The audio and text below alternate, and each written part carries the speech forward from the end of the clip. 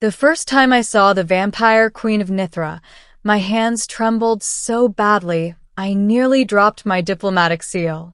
Not because she was terrifying, though most of the galaxy believed she was, but because she looked impossibly alone.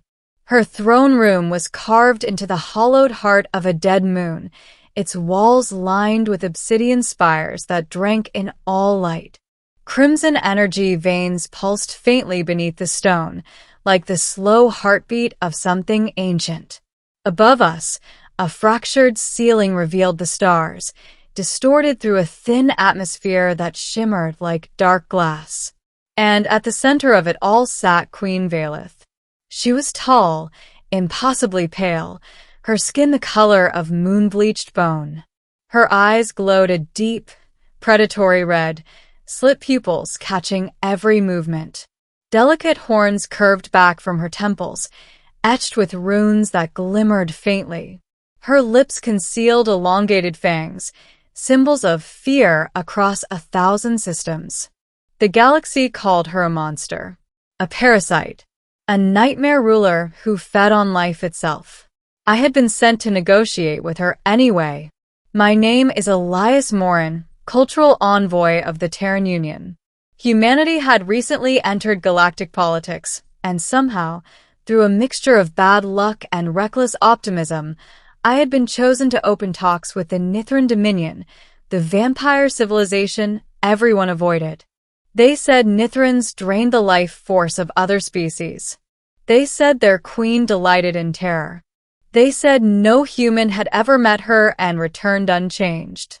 As I approached the base of the throne, armed guards, tall, winged figures with crimson eyes, tracked my every breath. I knelt, as protocol demanded, forcing myself not to look away. "Rise," Valeth said. Her voice was soft. That surprised me. I stood and finally met her gaze. The legends had not prepared me for the weight in her eyes.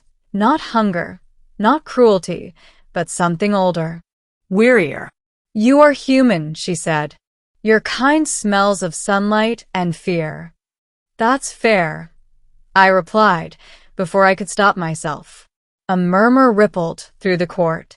Nithran nobles hissed quietly, shocked at my informality. Valeth lifted a single clawed finger, and the room fell silent. "Interesting," she said. "You do not avert your eyes." "I was told it would be disrespectful," I said honestly. "And I didn't want to start this meeting by insulting you." Her lips curved faintly, not quite a smile. The beginning of our negotiations was tense, but civil. We spoke of trade corridors, of borders, of humanity's desire for peaceful coexistence. Valeth listened without interruption, her gaze unwavering. Occasionally, her guard shifted, sensing something I couldn't. During a pause, she leaned back slightly. "Tell me, human," she said. "Why did you volunteer for this task?" I hesitated. "Because no one else wanted to." A ripple of dark amusement moved through the court. "And the real reason?" I took a breath. "Because my people believe monsters are born, not made." I wanted to see which was true. Silence. For a heartbeat, I wondered if I had just signed my death warrant. Instead, Valeth dismissed the court. The massive doors sealed behind the nobles, leaving only the two of us, and a handful of distant guards. "You're brave," she said. "Or foolish. Those overlap a lot," I admitted. She studied me for a long moment, then looked away, toward the stars. The middle of the story began not with politics, but with honesty. "You expected me to threaten you," Valeth said quietly. "To bare my fangs. To remind you why my kind is feared." "I expected something like that," I said. "Yes. And if I told you I am tired of being feared?" The words caught me off guard. She turned back to me, slowly, as if exposing herself to danger. "My people feed on vital energy," she continued. "Yes. But we have evolved beyond slaughter. We use consensual exchange, symbiotic technology. Yet the galaxy still sees us as beasts.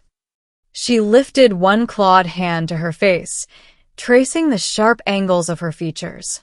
"My face is so scary," she said softly. "Even my own allies flinch. Children cry when they see me. They bow not out of respect, but terror." Something in her voice cracked. I felt a tightness in my chest. "You think I enjoy this?" she asked. "To rule through fear alone?"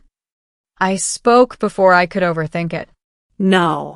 Her red eyes snapped back to me. "No," she repeated. "I think you endure it," I said.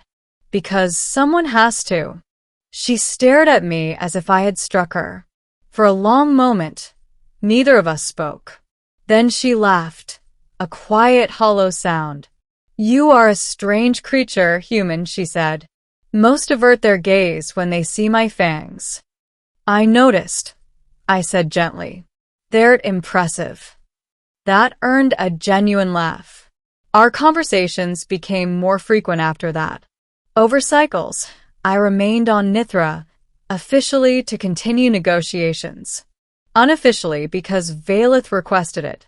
She showed me the hidden parts of her empire, the energy sanctuaries where Nithrans fed without harm, the academies where young nobles struggled with identity and fear. She spoke of the first wars, when her people were hunted, and how fear had hardened into doctrine. One evening, as twin crimson suns dipped below the horizon, we stood on a balcony overlooking the dead moon's surface. "My reflection frightens me," she said suddenly. "I see a predator, a reminder of everything the galaxy hates." I turned to her fully. "No," I said. She frowned. "You do not understand. You are the most beautiful being in the galaxy," I said. The words hung in the air, impossible and absolute. Her eyes widened. The glow along her horns flickered erratically. "You lie," she whispered. "I don't," I said. "Beauty isn't softness. It's presence. It's resilience. It's carrying centuries of pain and still choosing restraint." Her hands trembled. "No one has ever said that to me," she said. "Then they were blind," I replied. The ending began with danger. News reached Nithra that a coalition fleet was forming, fearful species planning a preemptive strike to eradicate the vampire civilization once and for all. Valeth's generals urged retaliation. Blood for blood. Fear for fear. The old way. She called me to the throne room again, her expression torn. "They will never accept us," she said. "Perhaps terror is the only language they understand." I stepped forward, ignoring protocol. "Then let them hear something else," I said. "Let them see you, not as a monster, but as a queen who chose mercy." She searched my face. "And if they destroy us?" "Then they'll prove they were never worth fearing," I said. "Only pitted." Silence followed. Then Valeth did something no one expected. She stood before the Galactic Council herself, unarmored, unshielded, fangs visible. She spoke of history, of survival, of the cost of becoming what others force you to be. And she spoke of a human who looked at her and saw beauty instead of horror. The attack never came. Fear did not vanish overnight, but it fractured. Trade resumed. Borders softened. The word vampire slowly lost its venom. Years later, when my assignment ended, Valeth walked with me to the docking platform.